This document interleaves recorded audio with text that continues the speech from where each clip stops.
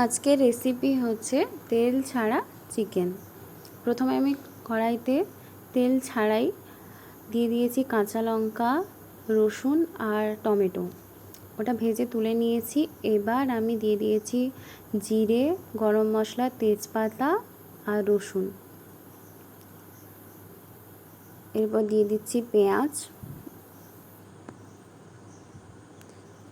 আর দিয়ে দিলাম আদা কুচি। এভাবে নাড়াচাড়া করে নিতে হবে। আবার দিয়ে দিলাম কাঁচা লঙ্কা, তারপর দিয়ে দেব মাংস। এবার দিয়ে দিচ্ছি কেটে রাখা বিনস, আলু,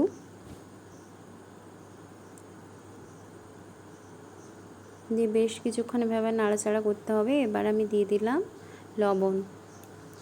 প্রথমে যে আদা, রসুন আর কাঁচা লঙ্কাটা তুলে নিয়েছিলাম সেটারই পেস্ট করে আমি এর মধ্যে দিয়ে দিলাম, দিয়ে এর মধ্যে ঢাকা দিয়ে দিচ্ছি।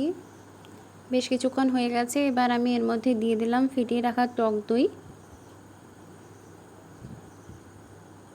আবার আমি এর মধ্যে ঢাকা দিয়ে দিচ্ছি। এবার দিয়ে দিলাম সামান্য জল আর দিয়ে দিচ্ছি গোলমরিচ। এরপর ধনেপাতা ছড়িয়ে দিলে তৈরি হয়ে যাবে আমাদের তেল ছাড়া চিকেনের রেসিপি।